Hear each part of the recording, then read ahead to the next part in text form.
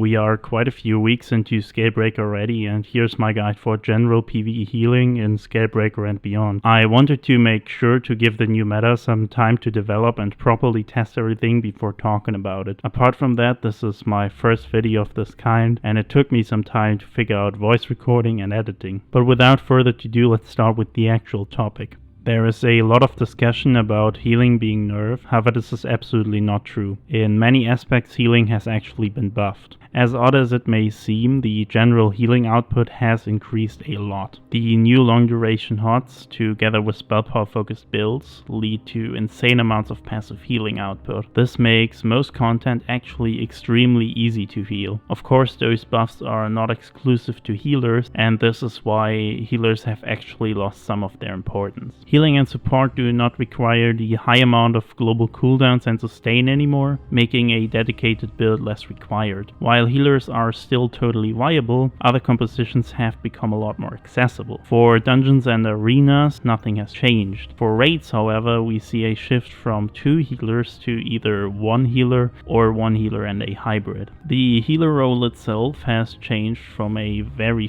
fast-paced and reactive playstyle to a far simpler one. The change from burst healing to long duration heal over time has changed the playstyle to very simple static rotations. Sadly, there is very little a healer can do outside of that anymore, lowering the skill ceiling drastically. Builds have changed a lot as well, with healing power now primarily coming from high offensive stats instead of layering heals. In this guide I'm covering all the classes. I will go into more detail on them when I talk about skills and gameplay. Everything else I cover is not class specific, as it is very much the same for all of them. But what classes to even use? For me, the 3 meta choices are still Templar, Warden and Necromancer. All 3 are generally solid healers, having complete kits and providing universally useful support. Most raid compositions consist of Templar and Warden, as those 2 fit best into the rest of the meta. Necromancer is, however, in my opinion, the most powerful healer class if viewed on its own. It just has a hard time fitting into the current meta compositions. Nightblade, Sorcerer and especially Dragon Knight, on the other hand, still see very little use, and the reworks didn't help. They still can absolutely be used, and even be the better choice if some of their specific buffs and debuffs are needed. The shift towards hybrid or damage-focused builds works out very well for nearly all classes. Warden is an exception, however has gotten a significantly better working healer kit, keeping it as relevant as before. Before I talk about set skills and CP, I want to give you a look at how healer builds are set up in general with Scalebreaker, to put everything I talk about later into perspective. As I mentioned before, the sustain requirement has gone down drastically, since orb spam isn't a thing anymore, and we can build heavily into spell power. As our jewelry, we will primarily be using infused with a spell power enchant. Still, jewelry is the most flexible sustain tool because we can simply change it in between fights, and we want to go for magical regeneration in certain setups. For example, fights that require purging, like Halls of Fabrication First Boss, are still sustain heavy. Having regeneration jewelry for those fights allows us to run full spell power setups for other encounters. On our armor, we can either run full divines with magica enchants or infused with prismatic enchants on the big pieces, depending on if we also need more stamina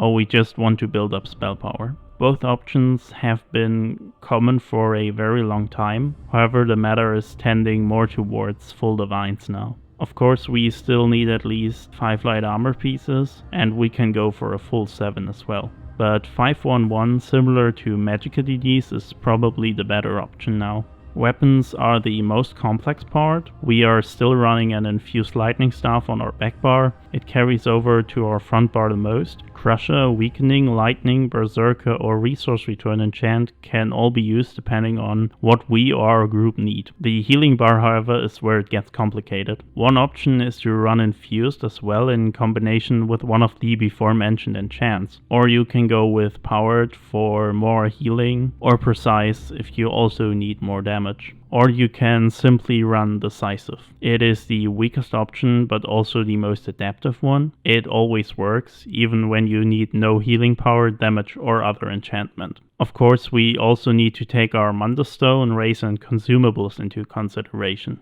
While there are other options, I always go for the Apprentice Mundus, as it gives me the option to go both full spell power and high sustain by just switching out my gear. You can do the same with the Thief Mundus, but I don't think stacking crit over spell power is worth on a healer. Sorcerer is kind of an exception.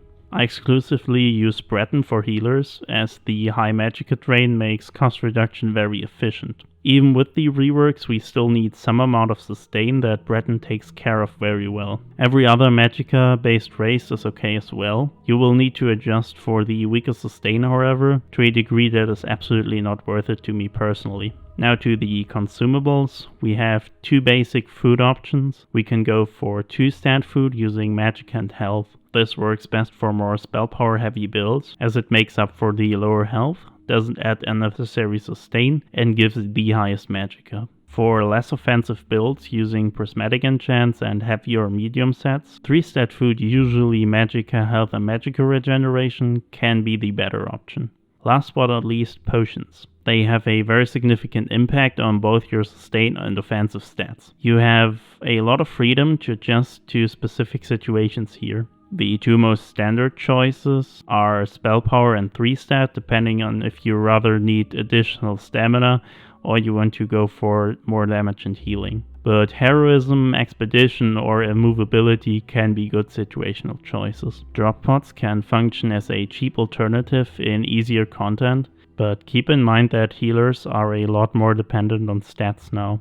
Up next are champion points. Of course, also very situational, so I will explain how to arrange your CP instead of just showing you a preset. With stat balance being more important, CP is more important as well. Your red CP depends entirely on the type of incoming damage you're facing. Healers can for the most part go with similar CP to damage dealers. While the majority of content is leaning towards magical damage types, healers might want to invest more into physical resistances, as builds often already have very high spell resistance. We want to avoid shield strength and healing modifiers for the most part, except if you're building high HP for a Kai'Da or tank role. The blue CP have seen the most change with Scalebreaker. The classic 75 Blast, 72 Elfborn works well with the significance of healing power, but anything more is absolutely wasted due to diminishing returns. With damage playing a bigger part in the healer role now, we can however also shift our CP over to damage modifiers. You want to find a balance here where you have the most damage possible while still being able to comfortably heal. For the damage part, you want to adjust the penetration to your group and invest heavily into Thaumaturge, as most of your damage usually comes from dots. For the green CP, you want to invest into magical sustain, defenses, and movement. As healers still run a significant enough amount of regeneration, we usually want 75 points into Arcanist. You can put some into Tenacity as well if you heavy attack frequently. Otherwise, you want to invest into Warlord, Shadow Ward, and Thumbling, depending on what you need for the content you're doing. I absolutely recommend putting quite a few points into Sprinter as well. Healers are often less mobile than other roles while needing to move around a lot. So knowing how much blocking, dodging, and breaking free you actually need and putting more points into Sprinter instead can make a huge difference. Let's continue with the set choices. I will go over every set I consider worth talking about, and that's quite a few. Olorim is still the number 1 healer set. Major Courage adds basically another 5-piece bonus to every damage dealer, making it a must-have in all content. Alternatively, you could run Spellpower Cure, but it's just a overall weaker set. If you can, absolutely get Olorim. Even if it's just the normal version, it really doesn't matter. For other offensive support options, we have Infallible Mage, Sense Redress, and Martial Knowledge. All 3 add a % damage increase to a single target. Even with the 2 new sets, Infallible Mage is still the strongest one. It has the highest value and best uptime, and is the easiest to use. However, it is the only one with a name buff. Sense Redress, the first of our new options, is in my opinion really strong. It can easily keep very high uptimes, It will, however, usually be weaker than Ether, as you will not be able to consistently get 8 stacks of it. Realistically, you can get around 5 in most fights. Of course, the set requires a lot of commitment, but actually fits very well into the new meta. The second new or actually reworked set is Martial Knowledge. Having to compete with Ether and Sense, I don't think the set stands a chance. While the buff is on par with Minor Vulnerability, the set just cannot keep a good uptime. Even a somewhat decent one already requires quite a bit of effort. For our last offensive option, we have Torix Pact, the only craftable set on this list. Originally, being a tank set, it moved over to healer because tank got stronger options. Similarly, this set pretty much drops out of the healer meta with Scalebreaker, as we have stronger offensive sets now. Now we can take a look at resource support. We have of course Worm and Herseens, both doing the same thing, just one for Magicka groups and one for Stamina groups. The big difference is that Herseens is a medium armor set, so it takes more effort to run on a healer and can't be combined with everything, as you always want to keep at least 5 pieces of light armor. Both sets are very commonly used, as they do not need any additional effort to utilize and can be worn in many different positions. For Magicka groups, we also have a new sustain set, Hollowfang Thirst. It can be really strong, as its proc equals around 600 Magicka regen. However, this set requires the group to be stacked to work. Stacked Magicka compositions are something we currently only see in Cloud Rest. Even then, the question still is if you even need more resources, or you just want to go for more damage instead.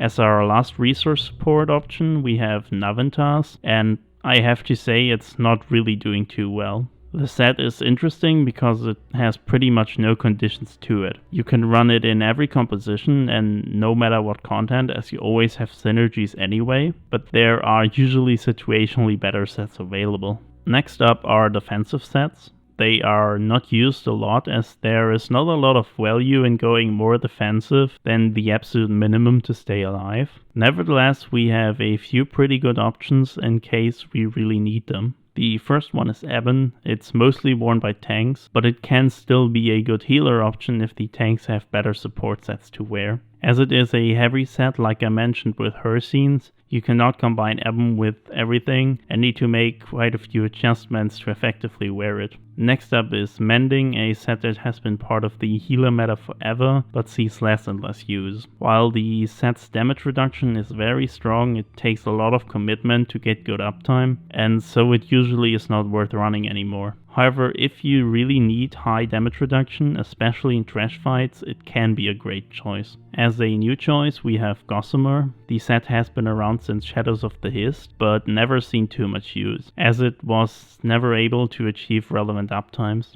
But it was reworked and is actually really good now. It was changed to proc instantly, and even though it only affects 6 people, was turned into a strong defensive option for AoE heavy fights like the Assembly General. The last set I want to mention in this category is Sanctuary. I only do so to tell you to never use it. There really is no use for this set in PvE. If you need to increase your healing capabilities, either go for more raw stats or for better buff up times by using Jorval's Guidance, which is actually the next set I want to talk about. Jorval's Guidance is a really solid set overall. It doesn't fit in any of my categories, as it does all of those things depending on how you use it. And that is what makes the set so great, but sadly not used a lot anymore. It is the least situational healer set in the game. However, with the massive amount of set choices, there is nearly always a stronger situational one. Still, you can absolutely use Jorvals if you either don't have anything better to wear or need to increase the uptime of certain effects. Monster sets are the next topic. For resource support, we have 2 options here. The first one is Sentinel of Rekogans. This set is very potent for stamina support. It needs a stacked group and can get pathing issues on uneven ground though. The second one is Symphony of Blades. It is very strong and works for both Magicka and Stamina. However, since it does not scale with group size, it usually is too weak in raids. In case we need more healing instead of resources, Bogdan is the best choice. Its healing output is just insane, however it requires the group to be stacked as well. Another option is Earthgore. While this set is rarely used since it's been nerfed, it can still be a solid option for massive single target healing. The last monster set on my list is Troll King. It might not be as strong as the other ones, but I really like it for its absolute reliability. Additionally to those sets, there are many more you can use. Maybe you want to use a tank set for a Kaido roll, or a damage one to just push your DPS. Let's lastly talk about weapon choices. The Master Restoration stuff has been buffed to be really good, if not the best choice for a healer. In groups with primarily stamina DDs, I would recommend running it, as it can be a considerable sustain boost. You want to play into the effect as much as possible by recasting springs early, and even spamming them should you have nothing else to do. Maelstrom and Asylum stuff are our two sustain options. You usually want to run one of them in groups that can't utilize the stamina from the master stuff. Which one you pick depends mostly on your skills. If you play a lot around combat prayer, the Asylum stuff is the way to go. If you use regeneration as one of your primary heals, the Maelstrom stuff is a very good choice, especially if you don't use combat prayer at all. The Black Rose Restoration stuff is a more special case. It's incredibly strong but very situational, as it is used as a counter to healing debuffs. So you primarily want to use it for Locustids and Sunspire, but you can also use it in other fights, especially for classes without a strong single target heal. The Black Rose Lightning stuff is also an option for healers, especially for hybrid builds, to push AoE DPS. However, it can only be used by one player in the group as the dot does not stack. Additionally to those, having both your 5p sets on both bars can be an option. While it is usually somewhat inefficient, there are set combinations that require it. If you can't utilize or don't have any of those weapon options, you can always just go for a willpower staff for the additional magicka.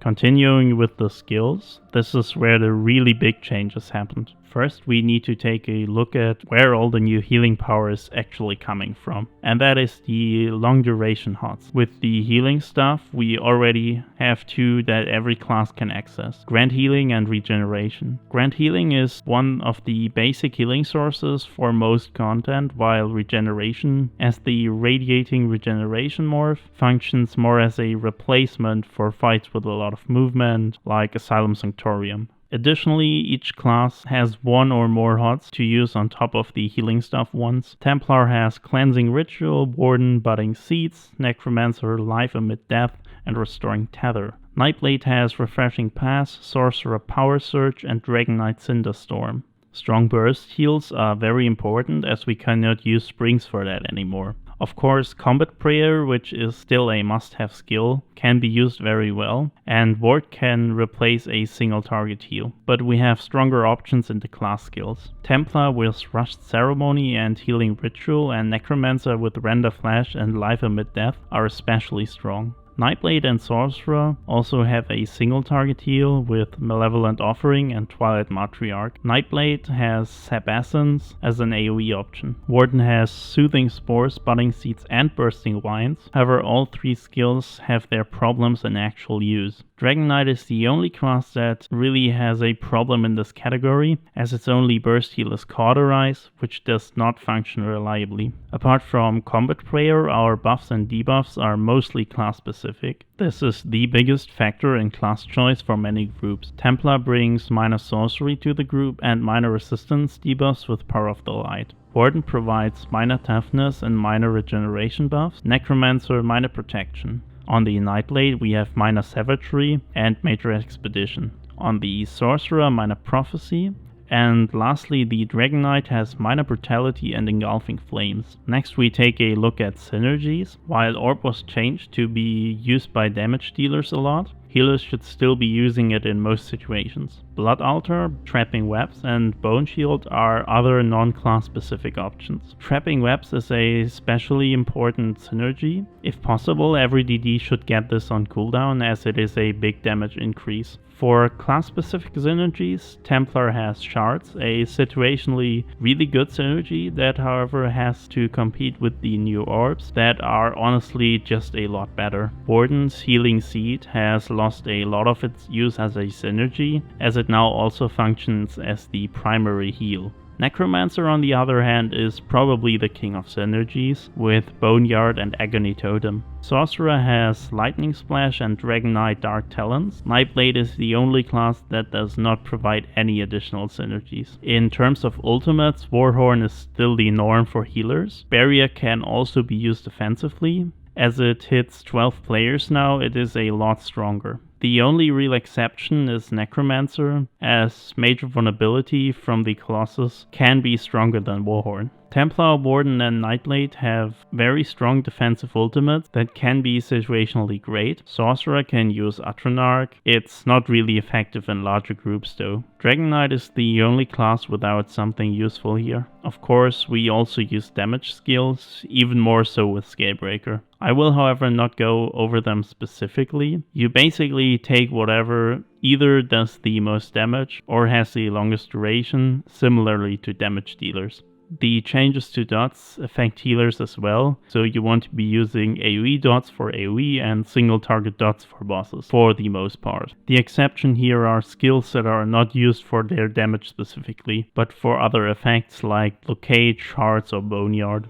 As I mentioned at the beginning, healers are still completely viable for all content and required for a considerable amount of it. So let's look into what that actually means. Every dungeon and arena can be done completely without a healer, and this is the most efficient compositions for most experienced groups, as a healer can simply not make up for the damage of a additional damage dealer in 4-man content. Full healers additionally suffer from running a lot of dead weight, because too much of their sets and skills do not provide anything to a 4-man environment. You can still play a full healer if you want to, but going for a hybrid build is the better option. You can reach around 20 to 25% group DPS while still providing full healing and all support needed for this content. This group composition has nearly the damage of 3DDs while having a lot more survivability and flexibility. Hybrid can mean a lot of things. From my experience, the best build for dungeons and arenas is Olorim and False God. Running as many dots as possible while still having combat prayer and 1 or 2 heals to be a fully functional healer. For trials this can work as well, especially in trash. However, with more damage dealers, 2 support sets are usually better. You can still go full spell power and stack dots to do as much damage as possible while running buff synergies and minimal amounts of healing to support the main healer. This works very well with the new Sen set, for example. A playstyle like this is the new meta for most high-end groups, even in Sunspire. Less experienced groups, however, can and likely should continue running 2 full healers. The damage gain from only having 1 full healer is a few percent and only becomes really important if you're going for things like Godslayer. So viewed over the entirety of endgame content and groups, the new meta is a broad spectrum of different builds and directions. All are viable depending on your skill level and goals. As a full healer, you are usually running between 1 and 3 of the before mentioned HOTS. Keeping those up in high damage phases is your primary healing source and very easily takes care of pretty much everything. With enough situational awareness, you do not need to keep them up when there is no significant incoming damage. You can absolutely though if you want to be safe. Having everything down already going into healing checks is pretty important now. For additional incoming damage you have burst heals, while your HOTS take care of everything else. This already covers all the healing. It might take some time to get used to, but once you have it down it's really easy. Outside of that you can pretty much do a completely static rotation, as you primarily recast your dots and buffs when they run out. In between you of course still provide synergies, but you could even build those into a static rotation if you really want to. But you should use those whenever you don't need to recast anything else to get the most out of your build. Primarily what you are keeping up is combat prayer and blockade. Apart from that it is class specific and situational. Which buffs, debuffs, synergies and dots you can use I already explained in the skill sections. It's just filling up your bath with what you need and finding a rotation. You can actually recast things quite early to end up with a smoother rotation, especially if those skills have something like a synergy. In the end, you have to figure out what to exactly play yourself. There is no single answer I can give you, as this is simply the nature of the role. However, I hope I was able to provide you with the tools to do so. If you have any additional questions, feel free to ask me in the comments. I really appreciate all feedback, as this is my first guide video. Thank you for watching.